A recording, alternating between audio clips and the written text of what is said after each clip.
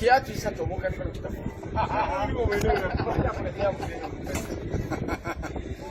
Ushafika Jerusalem. Sake kwa. Mama espera aí muito fácil. Vamos ter mulher com.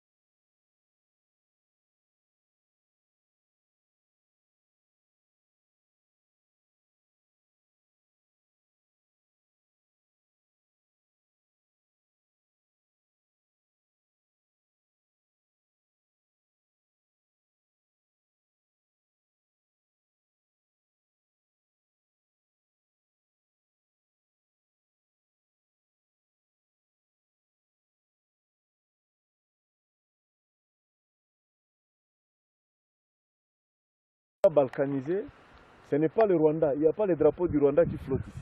Il n'y a pas de militaires rwandais qui sont à la gare. Nous sommes en République démocratique du Congo. Ça, c'est la RDC. Minembwe est dans la RDC. Tous ceux qui racontent des histoires mentent. Et quand on prend, lorsqu'il y a une conquête, lorsqu'on gagne, on récupère un endroit, le gouvernement place les drapeaux. Donc si c'était le Rwanda qui contrôlait Minembwe, on allait mettre les drapeaux rwandais. Mais le drapeau qui flotte là, il est de la RDC.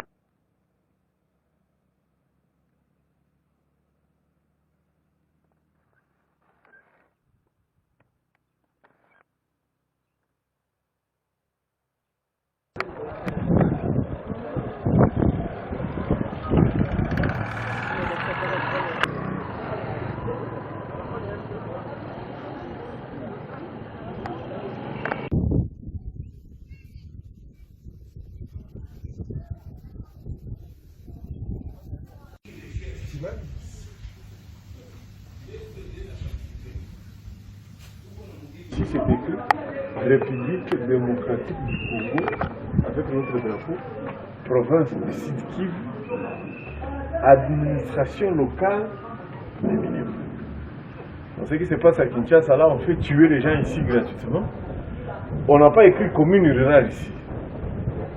C'est l'administration. Ça veut dire les chefs, les dirigeants doivent s'approcher de la population. Ici, c'est juste pour prendre les papiers administratifs pour le mariage, enregistrement des enfants, règlement des conflits, c'est ça. Approcher le gouverneur, il est représenté ici par l'administration locale. C'est tout ce que la population demande ici.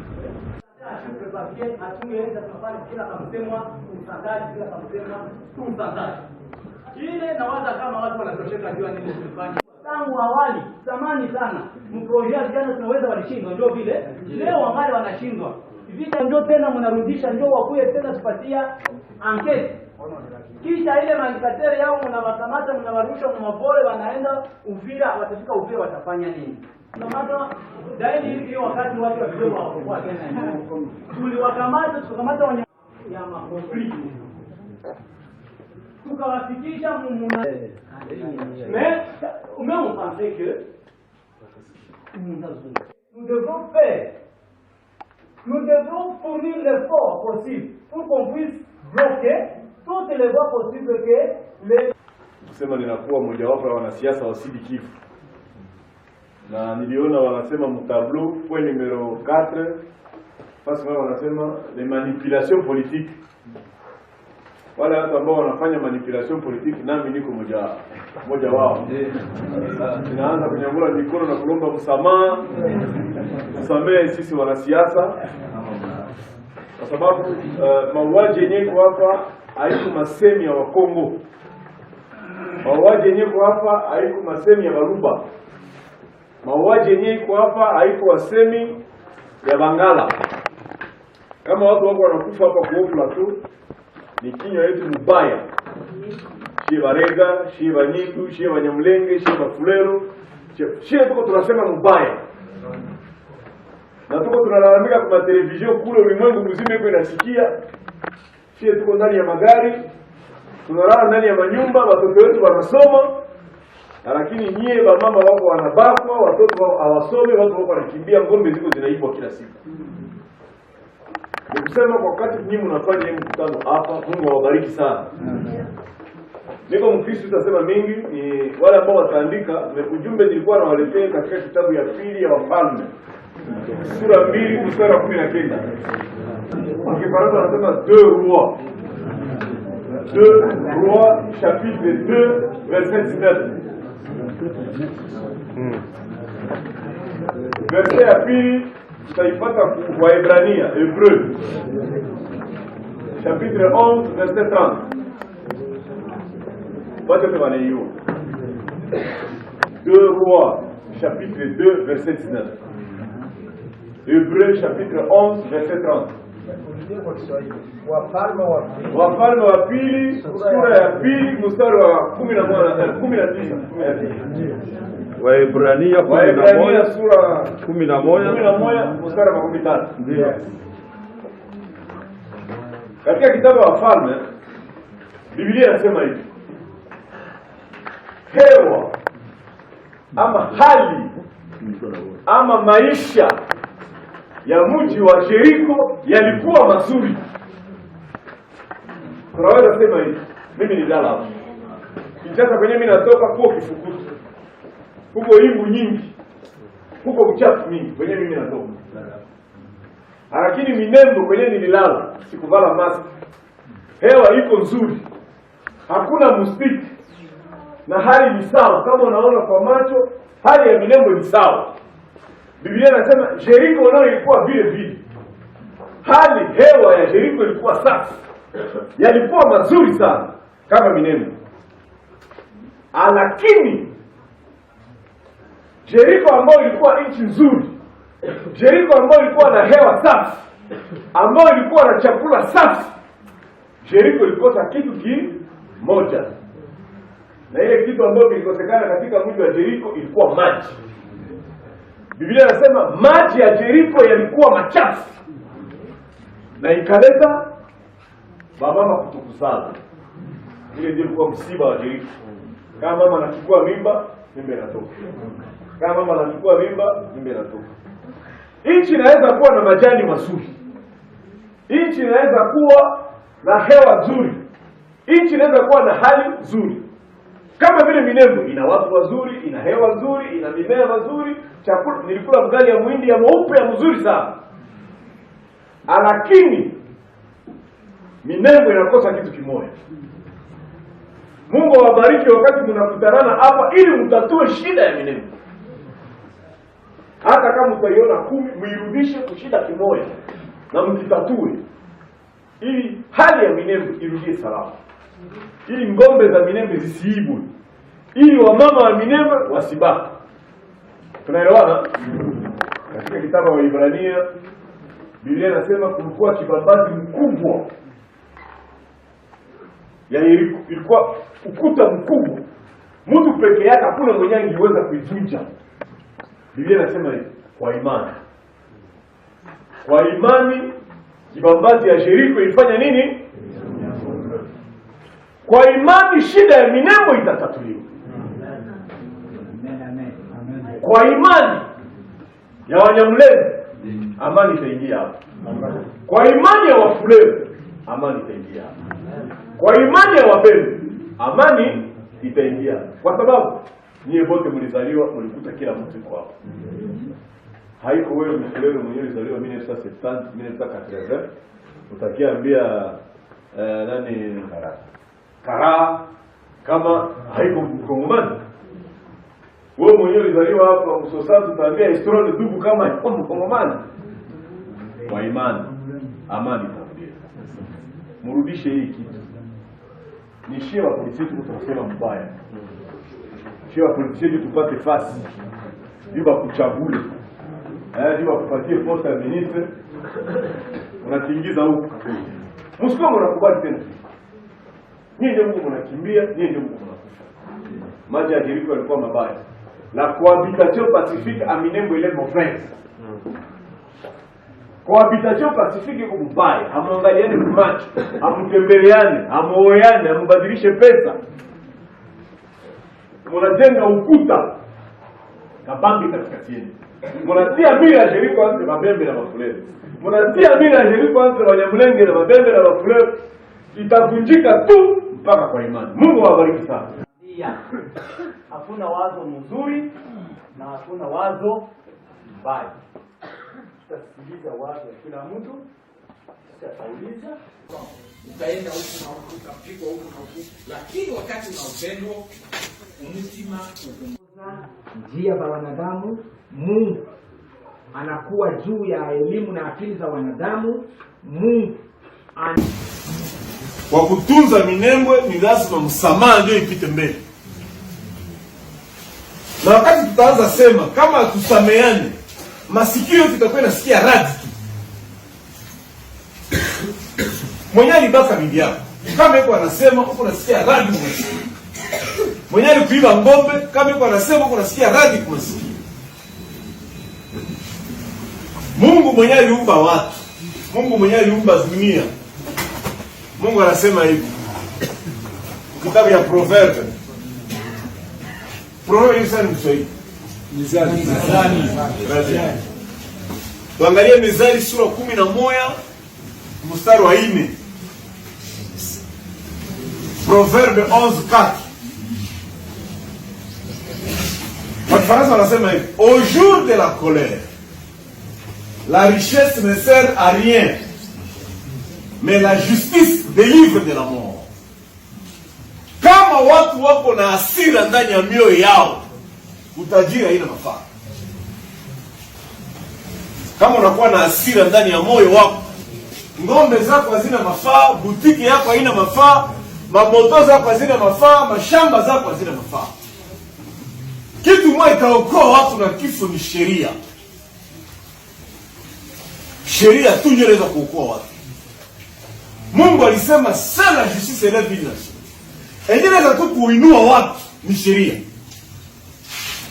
Inafaa tunarudia shie bote ni sheria. Sheria ndio inaweka watu kwa uzima, sheria.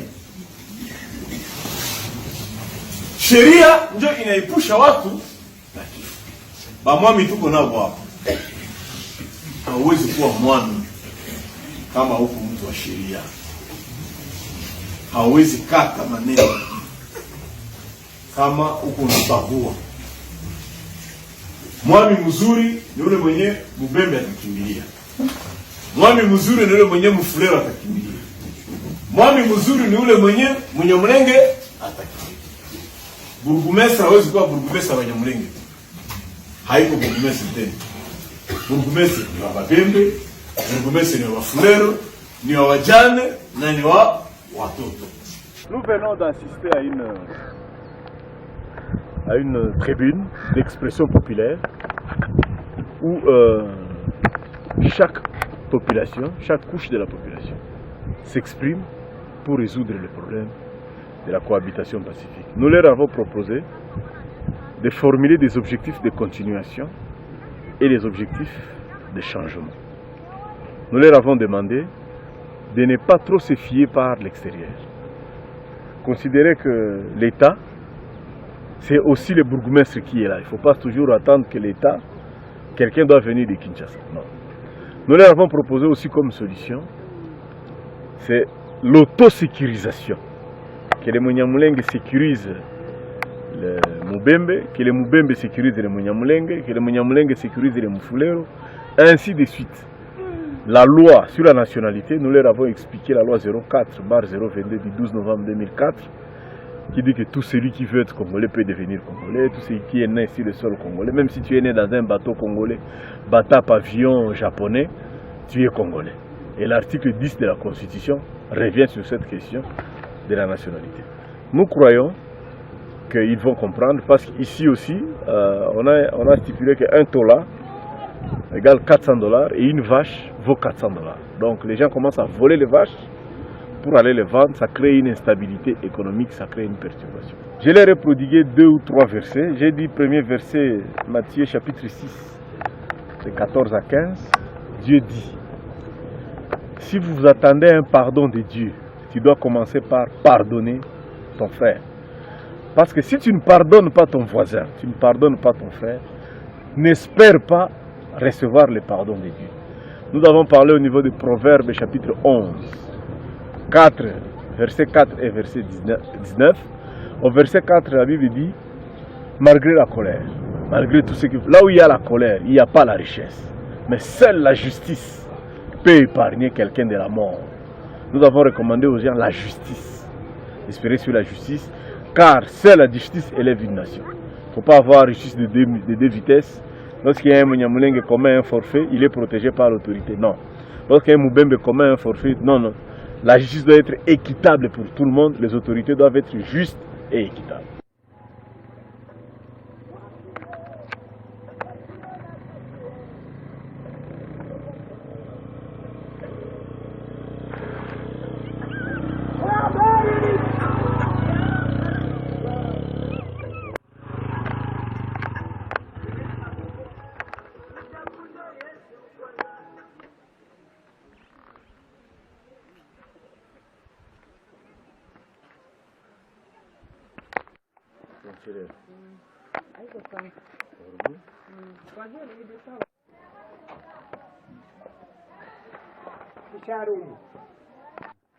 Hii ni bui ya sorgho, soja, mais, le en poudre na cycle. Napatia watoto wanagonjwa bwaki na wazee kwa juu ya kukosa maziwa.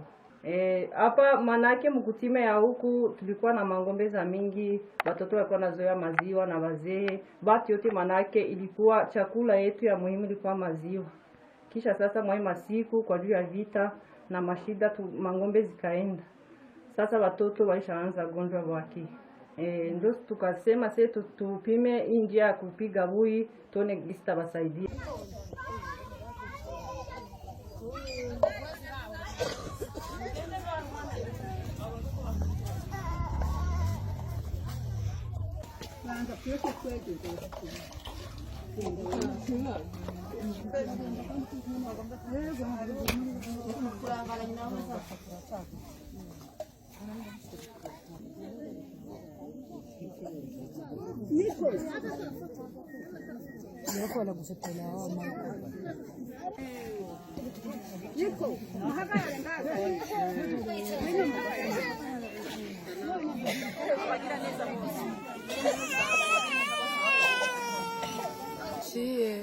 Tunakunywa boyo kwa juma, ngombe zilimalizika.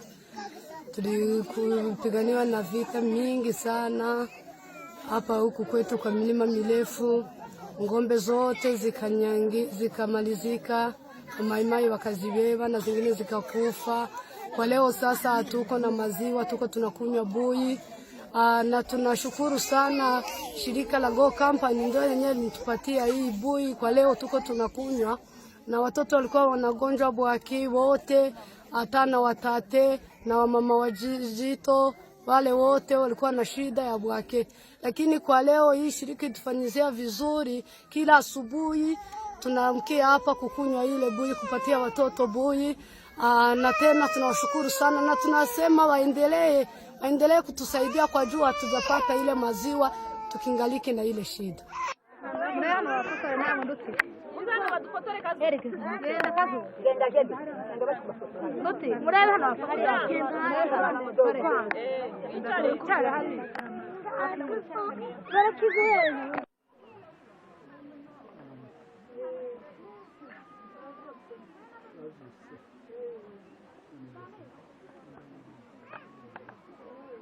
C'est Ruvuzango Marubibi 5AD, président de la société civile noyée de Minembwe. Je veux te montrer la frontière entre Fizi et Mwenga, à partir d'ici. Ici c'est chez moi, nous sommes à Runundu, Kabakire. Alors, en dessous de cette montagne ici, vous voyez le marais, vous voyez la rivière là, Minembwe. C'est la frontière entre Minembwe et Ilundu c'est déjà à Mwenga, Itombwe. Alors, la commune ne traverse jamais cette rivière. Vous voyez, elle ne va pas au-delà de cette rivière. Là-bas, c'est Itombwe. Ici, c'est Fizi. Territoire de Fizi, là, c'est territoire de Mwenga. Alors, la commune de Minembwe, la commune rurale de Minembwe, ne traverse jamais cette rivière. Il ne faut pas que les gens trompent que la commune va au-delà de Minembwe, de Fizi. C'est ça la frontière. Alors, toutes ces montagnes-là, toute cette partie-là que vous voyez, là, c'est Mwenga, là, c'est en dehors de la commune rurale de Minembwe.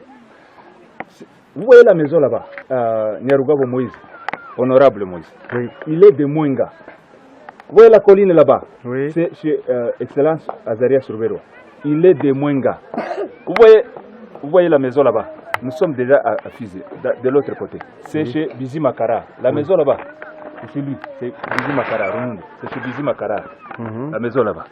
Alors, lui, il est de Fizi, les autres sont de Mwenga. Ici, vous voyez la chaîne ici? Oui. C'est la frontière vers Lulenge. Lulenge est occupé par les miliciens Maïmaï seulement. Oui. Il n'y a ni FRDC, ni PNC, ni quoi que ce soit. C'est une terre conquise par les éléments miliciens Maïmaï. Seulement, c'est eux qui occupent toute l'étendue. Et c'est vaste. Alors, là-bas, un Munyamulenge ne peut pas aller au-delà de cette colline. Les autres communautés peuvent vaquer librement et aller au-delà. Mais un Munyamulenge ne peut pas arriver au-delà de cette chaîne-là, cette chaîne de montagnes-là. Un Munyamulenge ne peut pas aller au-delà. Ils sont obligés d'être confinés ici, dans le centre de Madego. Alors qu'ils étaient de l'autre côté. Tous ces gens que vous voyez ici qui sont venus prendre la bouillie le matin, ce sont des déplacés qui sont venus de cette chaîne-là. Leurs villages sont abandonnés. Mais les FARDC sont là-bas. Là où nous voyons. Mais ils ne sont pas au-delà de cette montagne.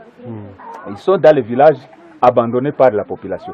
Nous, notre demande de chaque jour, c'est que nous sollicitons auprès des FARDC, la brigade ici, que les déplacés puissent rentrer dans leur village. Ni majamaa au ni watu? Majamaa.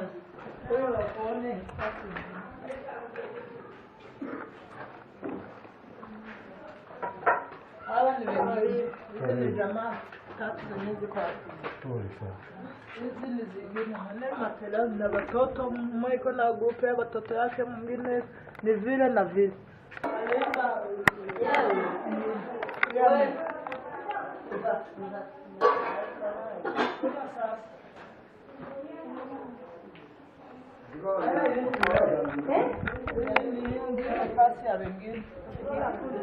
Watu kwa mingi.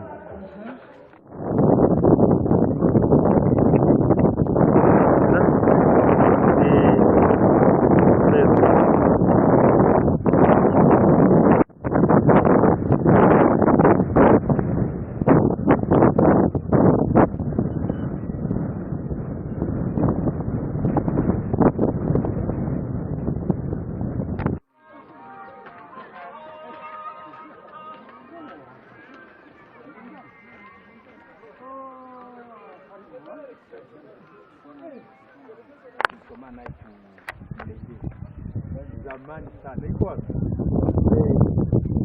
Pole sana.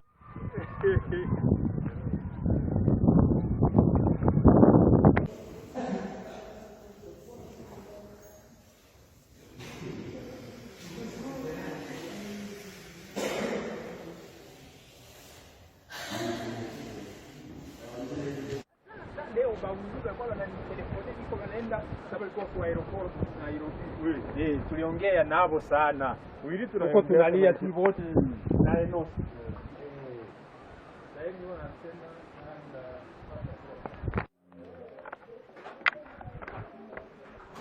Yeah, mosi ni mfamia wewe ripoti.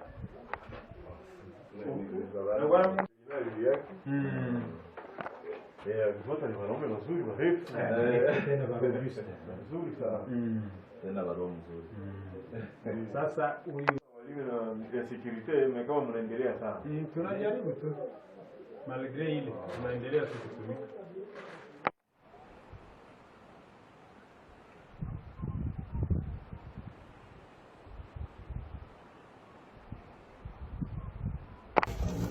Tunachali nilikuwa na wenye mtumesi za mosi.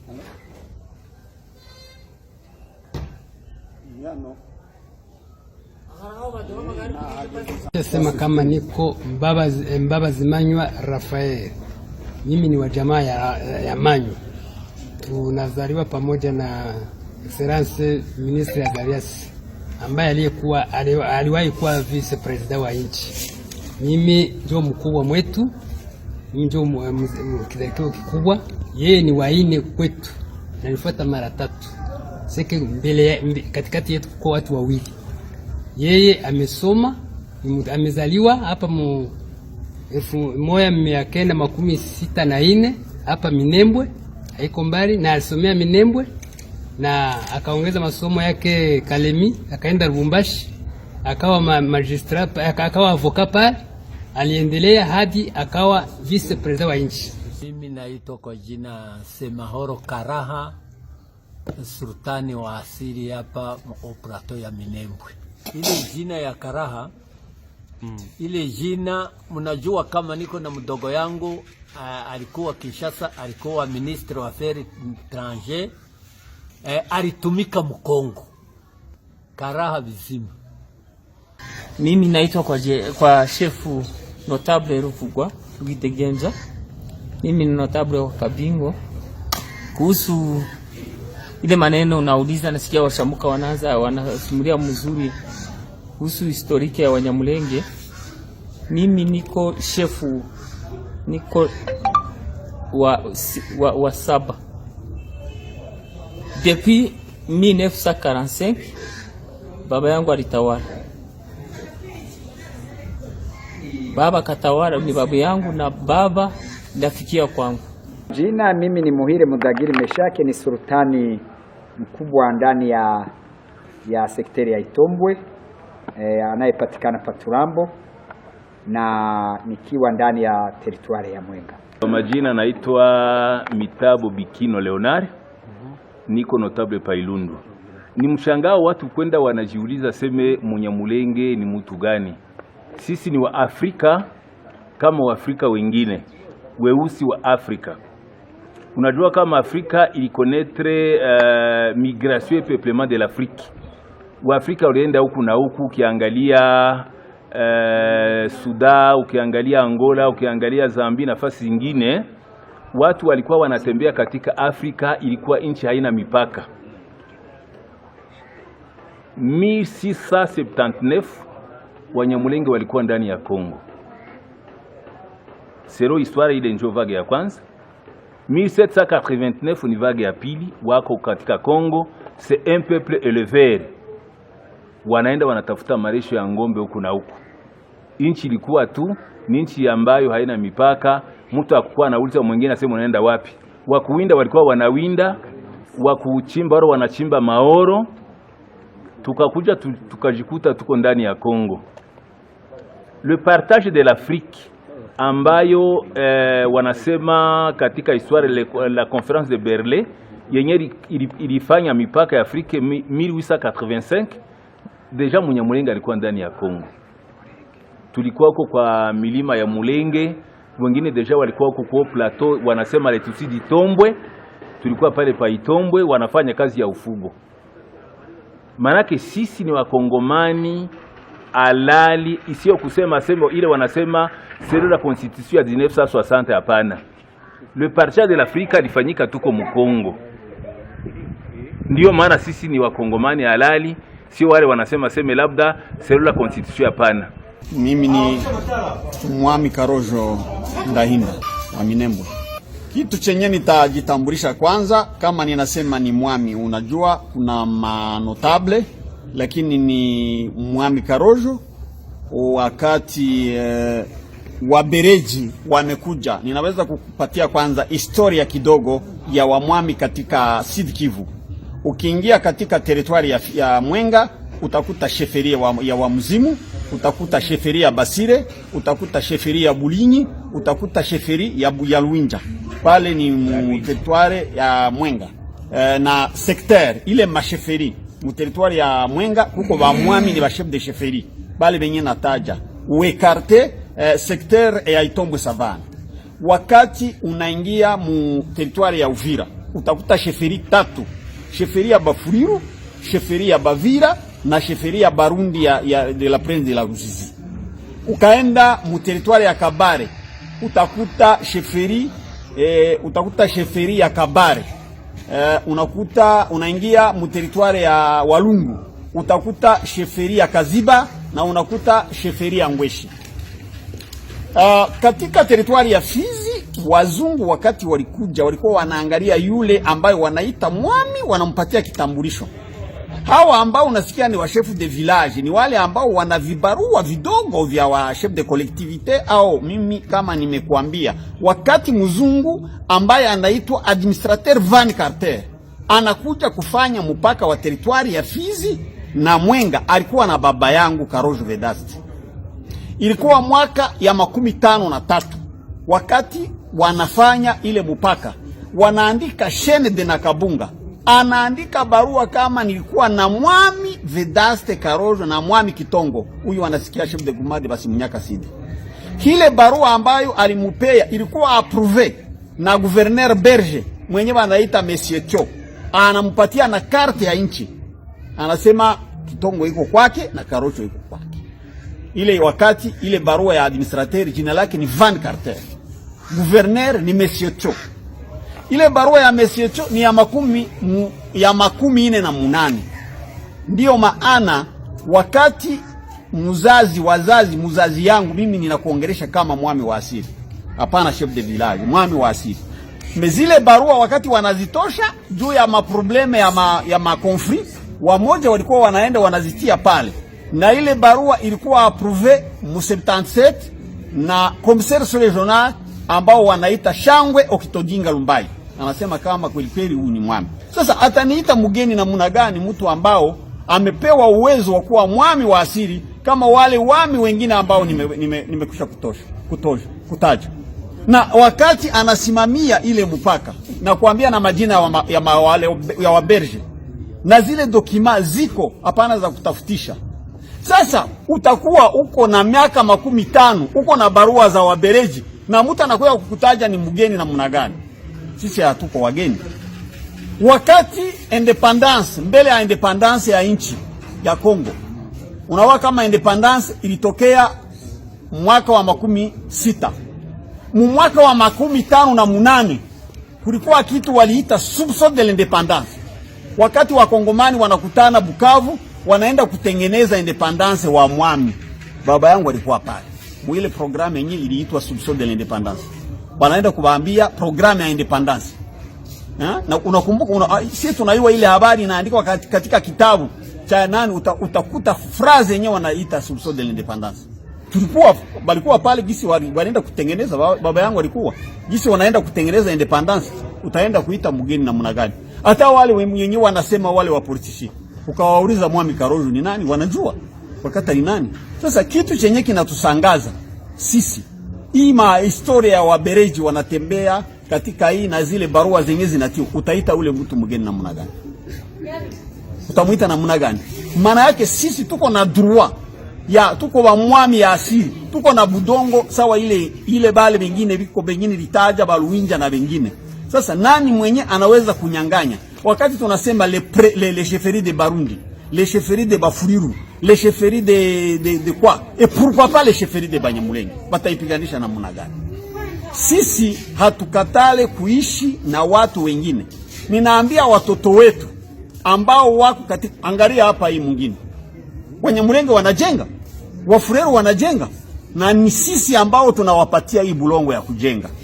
Mimi ambayo niko na kuzungumzia, tunawapatia viwanja hapa. Tunapenda kuendelesha hii mwingine, tuko tunapatia. Sulisha fika mwi mwingine, utakuta Mfuriru hapa, utakuta Mushi hapa, utakuta Mubembe na Walega wako katika hii mwingine wanajenga hapa. Mwami Karenga aliniuliza mimi wakati tulikuwa naye Bukavu, wakati yuko minister wa infrastructure, tulikuwa naye. Sasa wakati tunajenga pamoja ni kuonyesha kama sisi wakongomani wote waishi pamoja. Tuko na programe Minembwe ijengwe kama mwingine yote ya Kongo. Chenye sisi tunasema watoto wetu na wandugu zetu wote tuishi pamoja katika amani na wajue kama nchi ya Kongo ni yetu sisi sote. Kwa jina ni Luvivi Mporana, ni president wa sindika ya waelever ya wafugai kwa milima mirefu hii ya Minembwe. Kwa ulizo ambayo unauliza gisi tunachunga ng'ombe na gisi tunazifuga, tulikuwa tunachunga na tulikuwa tunafuga. Leo hatuchunge pia hatufuge, kwa sababu mifugo imeisha, mifugo imeangamia, mifugo imepata shida kaza wa kaza, ikapolewa na ikanyanganyiwa. Njoo shida ambayo tumepata. Lakini zamani ng'ombe tulikuwa tunazifuga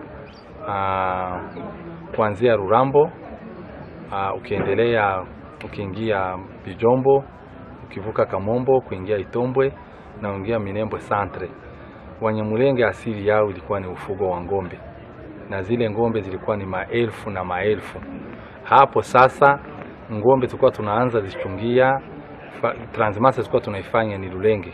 Transmase ni kwenda kumachungio wakati ya kipwa, njoo tulikuwa tunaingia msektere ya Itombwe, Ofodi Itombwe, na tunaingia msektere ya Lulenge pia ya Nganja, njoo tulikuwa tunachungia ng'ombe. Hizi masiku kwa sababu ng'ombe zilikuwa zishakuwa mingi, kuna baadhi ya watu ambao walikuwa wanabeba ng'ombe mu territoire ya Kabambale wakati ya kipwa sababu ya transmase.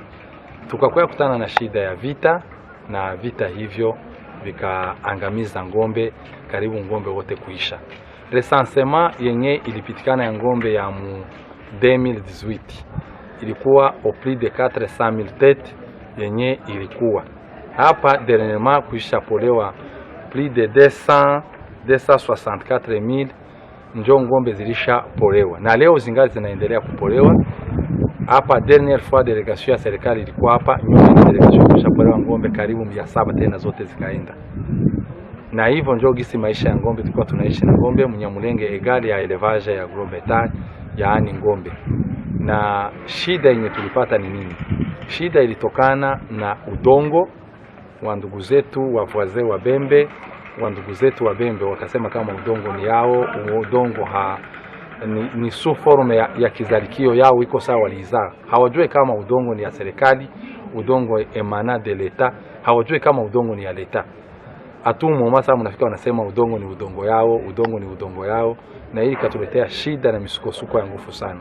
Ndio ilikuwa shida ya kwanza. Shida ya pili ilitokana na wizi wa ng'ombe. Wizi ya ng'ombe stadiri. Bale ba braconnier balikuwa wanawinda mpori, surtout sana wakatoka mwa ile vitu wakaanza kuiba ng'ombe 2, 3, 4 vya vile. Parapre ikakuwa business. Ng'ombe wakaanza ziiba kwenda kuuzisha.